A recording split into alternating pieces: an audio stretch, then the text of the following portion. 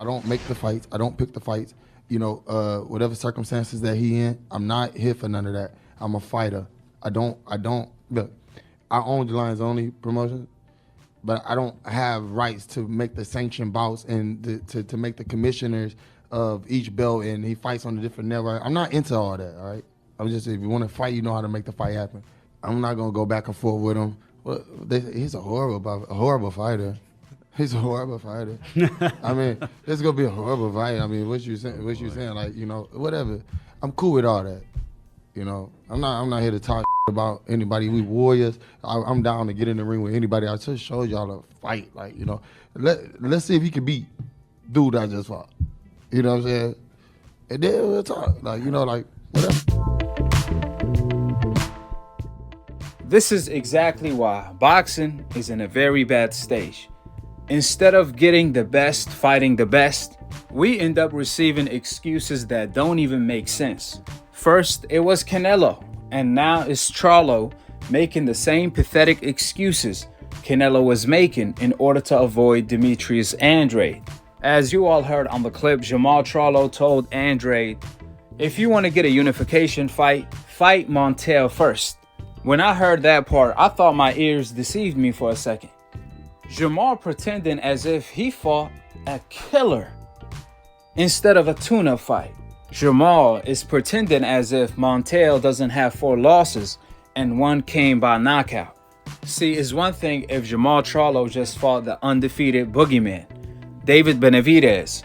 Then he made that demand by telling Andrade, fight Benavidez first. I just fought Deryachenko and Benavidez, so if you could beat Benavidez, we could unify after. See, if that was the case, that's one thing. But the irony of it all is that Charlo avoided a David Benavidez fight, where he stated, I'd rather fight Demetrius Andrade first in order to unify my division before moving up to fight Benavidez. And it's a different level. Like, it's a different ball game. First off, I campaigned at 60. I campaigned at 60, bro. But you're right. But the pressure on me, to move up to fight this clown? I'll take the Andrade fight before that. I'll stay at 60. Do my thug. I'm with all that, bro. They tripping. And now today, he's telling Andrade to fight Montiel before unifying the division with him. What's mind-blowing to see is that Charlo knows the Montiel fight was a cherry pick because he received so much backlash for it that he even acknowledged it. Montiel was such an underdog that everyone's question leading up to the fight was, who's next? And when we actually got to that point, Jermall Charlo went from claiming I'm not a matchmaker to becoming a matchmaker, telling Andrade to fight Montiel first before fighting him. I mean, at least come up with an excuse that makes sense.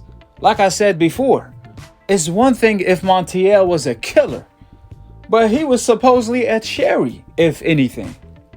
And what makes matter worse is that when Charlo is asked about Andrade, he says things like, I'm not a matchmaker, etc., etc., etc. But when he's asked about Gennady Golovkin, it's the contrary. All of a sudden now, he's a matchmaker. All of a sudden, Charlo says things like there is no reason for the fight not to happen.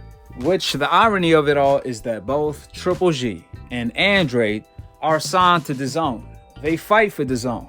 So if one fight is makeable, that makes both of the fight makeable for Jermall Charlo.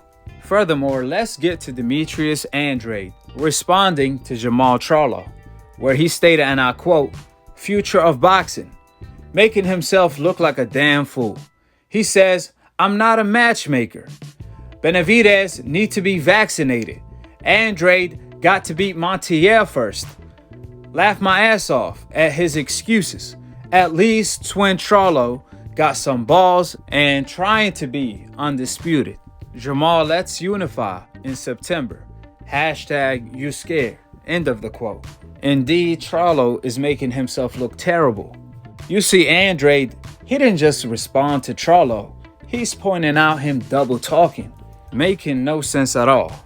You see Jermall Charlo take a page out of Canelo's one-on-one ducking tactics, making statements such as, he's a horrible fighter, mocking Canelo Alvarez. However, a few moments later, he found out very quickly he has the complexion for the neglection, unlike Canelo Alvarez. See, Canelo Alvarez can actually make pathetic excuses while ducking, and the fans will still defend him, since Canelo has the complexion for the connection to get the ultimate protection. So even if Canelo turns down $40 million guaranteed to fight Demetrius Andrade for undisputed, old media will cover up for him. Canelo fans will defend him blonde, even if he turned down his biggest payday to this day to duck an Andrade fight. If Canelo tells Andrade, you won payday, even though Andrade is more paid than Caleb Plant, Billy Joe Saunders, Avni Yildirim, Caleb Smith. Andrade is more paid than all of these fighters Canelo fought, but some way, somehow, they didn't want a payday. However, the fighter who has more credentials, who's a two-time undefeated champion, who is more paid than all of the above, he wants a payday. Avni Yildirim net worth was $100,000 when he fought Canelo Alvarez, the moment Canelo requested to fight Avni for David Benavidez' WBC title, where Canelo stole Benavidez' belt. On the other hand, Andrade net worth is $9 million. But supposedly, according to Canelo, Andrade won a payday, but Avni doesn't want a payday.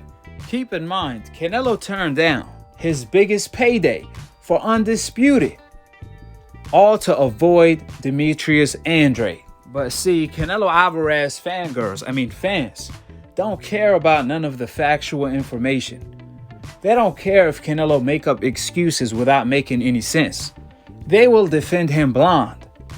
However, Jermall Charlo, on the other hand, he won't get that treatment since he don't have the complexion for the protection. He has the complexion for the neglection. So you're going to get exactly what you deserve. Therefore, when Jermall Charlo copied and pasted Canelo Alvarez's excuse of Andrade being a horrible fighter. So if that's the case, why did Jermall Charlo turn down $7 million, his highest purse to this day, to unify the division with Andrade?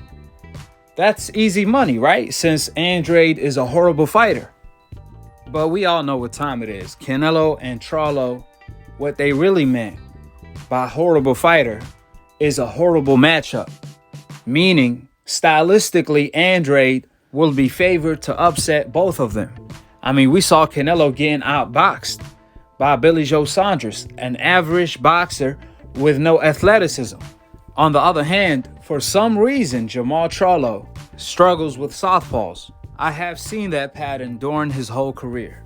Jermall Charlo always does better against orthodox fighters, while Jermall Charlo does better against southpaws. I don't know what it is about the Charlo twins, but that's what it is.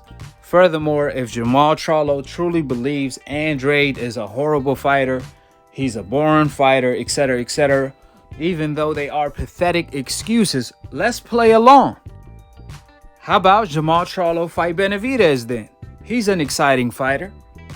He's always in action-packed fights. So, if Andrade is boring, fight Benavidez.